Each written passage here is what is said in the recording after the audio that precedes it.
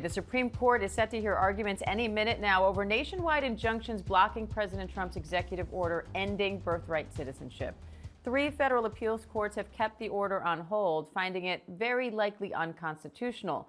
But President Trump argues the lower courts exceeded their authority. Now he's asking the Supreme Court to lift the injunctions or at least allow the administration to start planning for the change. Let's bring in White House senior correspondent Selina Wang and ABC News legal contributor Kim Wehle for more on that. So, Selina, the court isn't deciding whether this executive order on birthright citizenship is constitutional today. So what's the administration asking for here and what's at stake?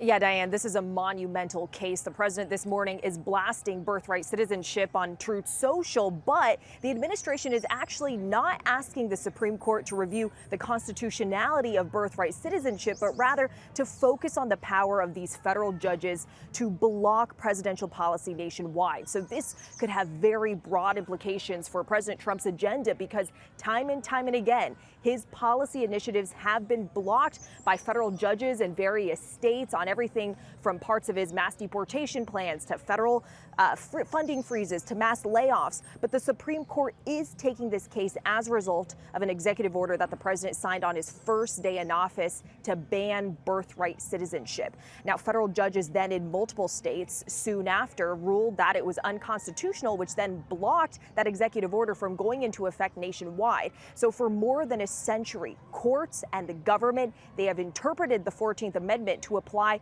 to all people born in the United States, regardless of the citizenship status of their parents. But again, the core question that's likely to be addressed by the Supreme Court today is not that question, but the question of can a singular federal judge have an impact and block presidential policy across the country. So we're talking about broad implications here for the power of the judicial and executive branches. Kim, how do you expect each side to make its case, and what do the justices need to consider here? Well, the Trump administration is, as Selina laid out, going to make the argument that judges should only have the power to affect the parties actually before them. And this was an issue in the Biden administration as well, where there were these national injunctions. I think the reason there's so many right now is because there's so many illegal and unconstitutional orders coming out of the Trump administration. So there's a lot of pushback from the courts. I think the response is going to be, if there's any reason for a nationwide injunction, it's for enforcement of birthright citizenship under the 14th Amendment. This is not a hard legal question. It's been resolved since 1898.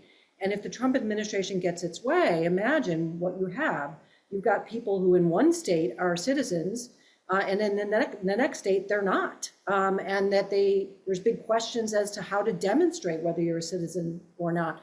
So even though it seems like a procedural, technical question as far as nationwide injunctions, for purposes of the thousands of people who are either born here or whose parents were born here, there's a lot of questions it could create in a patchwork of chaos. So it's actually surprising the Supreme Court had decided to even take this on an emergency basis, frankly. Kim, could the Supreme Court's decision on the injunctions affect the larger legal battle over the constitutionality of ending birthright citizenship?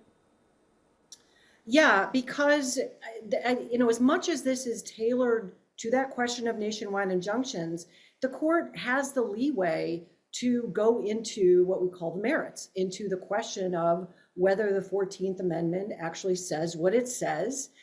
And by just making a procedural or technical ruling in favor of Donald Trump, it can, in effect, give Donald Trump the green light to enforce his order in states that have not imposed this nationwide an injunction. So, for example, if you have an injunction in state X and the court says that injunction only applies to those parties, then it's very, very narrow, and it opens the ability of the Trump administration to enforce what appears to be an unconstitutional executive order every other place that doesn't have a specific judge saying no. So you can, on a technicality, win the war without actually getting to the heart and soul of the 14th Amendment. Selina, when could we get a decision on this issue, and what immediate impact could it have?